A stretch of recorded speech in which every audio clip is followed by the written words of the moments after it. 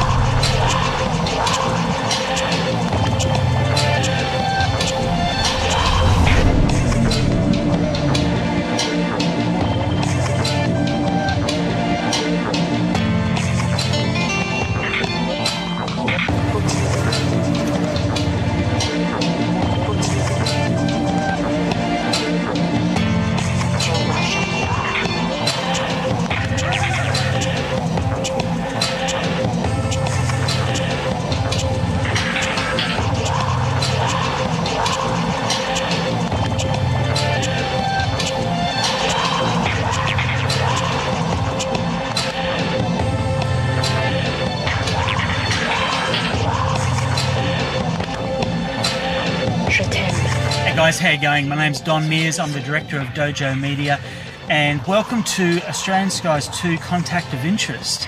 I'm here in Kiama, which is a lovely coastal town about 2 hours south of Sydney in New South Wales, and I'm here to meet a UFO contactee by the name of Liam Freaney. Now, in the first film, there was always a reluctance to attribute what these objects were in the sky that people were filming, and rightly so. However, with Liam, he was always adamant that what was happening to him was otherworldly. And when I asked him why he was so certain of this, his response was, look, these objects in the sky are just the tip of the iceberg. It's what starts to happen to you after you film these things, that's what will convince you. So as a result, he's invited us to Kiama to have a bit of a chat about some of these strange things. Now, to make the film, I've got the crew here. I've also got a good friend of mine and fellow filmmaker, Attila Cowdy. Attila's here not just because of his technical ability, but because he himself has also experienced some of these strange things that Liam's perhaps experienced. And I thought it might be interesting to get the two of them together to meet. So there you have it. What's the next step past these objects in the sky? What's the next thing? What's the next level with them? I suppose to find out those answers, we're going to have to find Liam, who apparently is down on the jetty somewhere.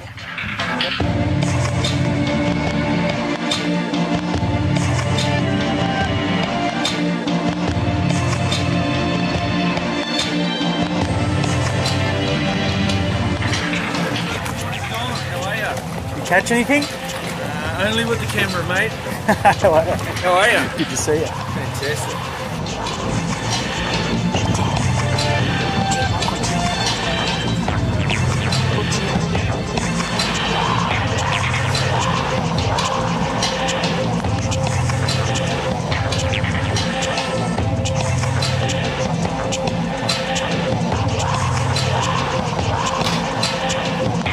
My name's Liam Freaney. I'm 42 years old, married, 2 children, and I live in Kiama in New South Wales, Australia. I have a job, I work hard, full-time. I'm from New Zealand. We moved to Australia in 2008, and we've been here ever since. So yeah, it's a lovely spot we have moved to. Obviously the reason why I'm sitting in this chair, something dramatic changed for me in 2013. I basically saw a UFO, and it sort of dramatically changed the way I look at life. Before that time, I never gave this subject or these UFOs or anything like this any thought. It wasn't part of my life, but since 2013 it's had quite a big impact on my life. The whole thing started March the 18th, 2013, but things started to change. 3 months beforehand, I started getting a sort of a funny feeling that I should be looking at the sky. So I bought some binoculars, but they weren't just your normal binoculars, they were astronomy binoculars, of course, and you almost needed someone else to sort of help you carry them. They were pretty big. And I started looking at the sky during the day through them, and was looking, on the edges of clouds, and I guess by that stage I knew I was looking for something, and I think it was a UFO. I just was convinced I was going to see one. My wife thought it was pretty cool that I had another interest in life. She's like, "Oh, good on you." And when she asked me what I was looking for, I was like, "UFO." She goes, "Oh, that's great, dear. No problem." Just a bit of a laugh. But yeah, little did she know, and what was she going to find out shortly. What was she doing, Mum? What was she trying to do? Oh, she's trying to pop it. Like that. I can do it. Can you? I don't think that chicken's going to cook in time, babe. That's all right. So you might have to have one piece of fish. Yep. And then you might have to pick up something on the way home. Yeah, yep. What are you doing? Just having a look at something. Hang on. The day happened, and it was March the 18th. So I found myself at about 1 o'clock, 1:30, sitting outside the office, having a coffee, just sitting in a chair, just looking out at the sky, sort of southwest, and I spotted this sort of white, what I thought at first was a parachute, just sitting in the sky, and I was looking at it for a while, and then a plane flew in front of it, like a big commercial plane. And I realised that it wasn't a parachute, because this thing was a long way behind the plane, but yet it was probably twice as big as the plane. So I was like, whoa, this is what I've been waiting for, this is it. And it was, all I could describe it as, it was spitting out these bright lights. And they were sort of all floating around this big object. And then they came together in a diamond shape. But the moment they came together, they lit up. It was like whoosh, and lit up, and then they all dissipated away and drifted around this big object. And then something strange happened. A fighter jet went and intercepted this object, and that was the last I saw of it. And the plane that went to intercept it. There's three. Yeah.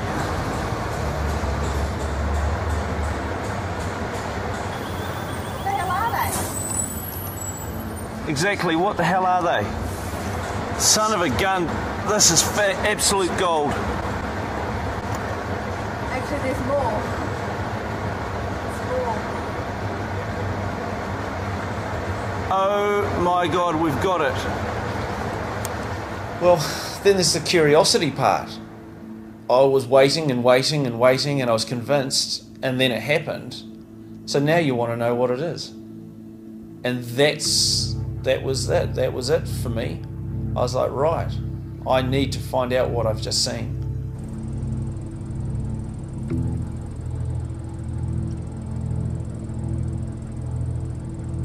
There. Two of them.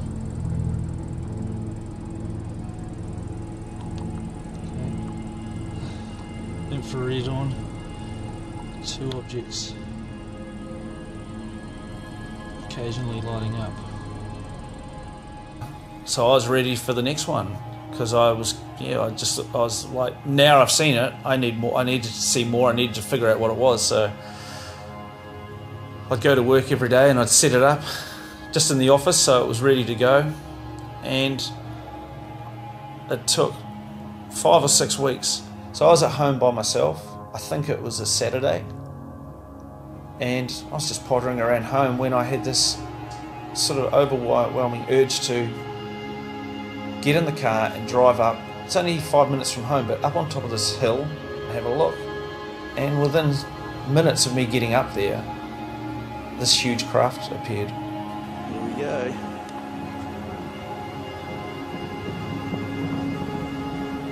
What have we got here? What have we got here?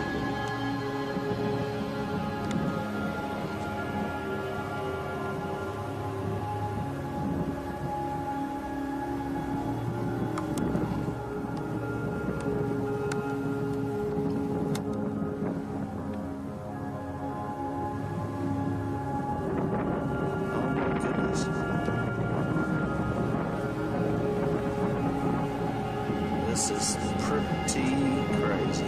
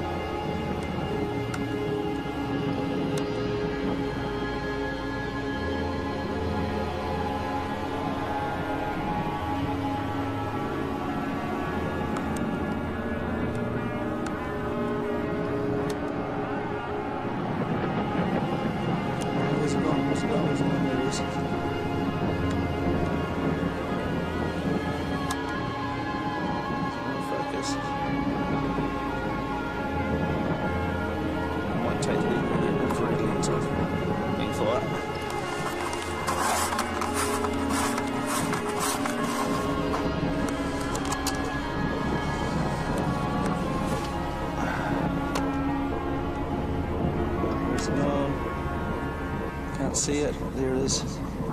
Above that pole. There.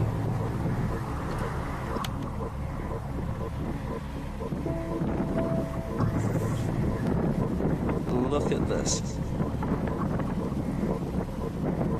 It's just sitting over Kiama. That's full zoom, unfortunately. I can't get any closer to it. Jeepers. Look at that.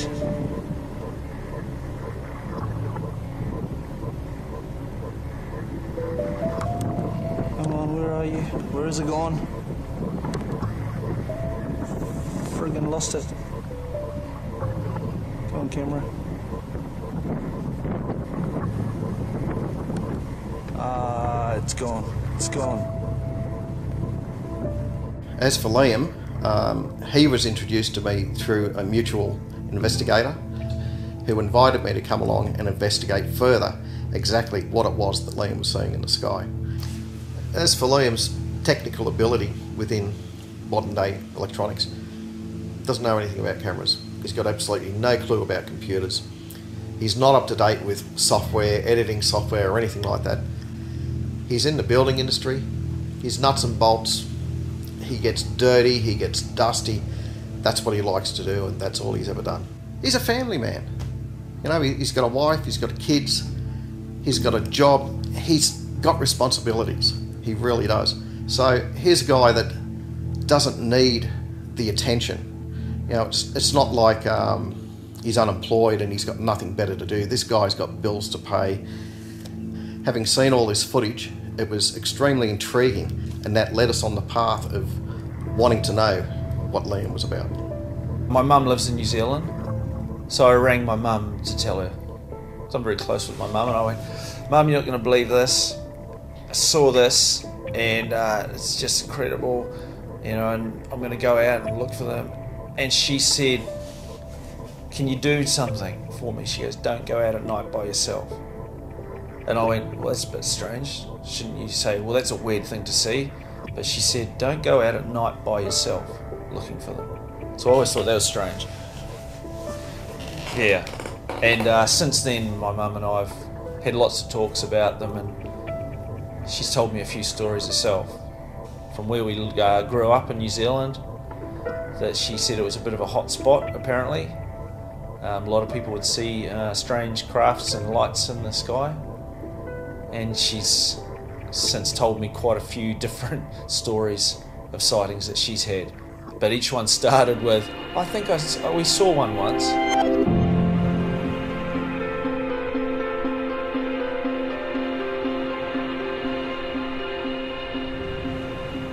I often thought about, after that, speaking with Mum, I wonder if my dad had ever seen any, but unfortunately he'd passed away a year before this happened, so I didn't get a chance to talk to him about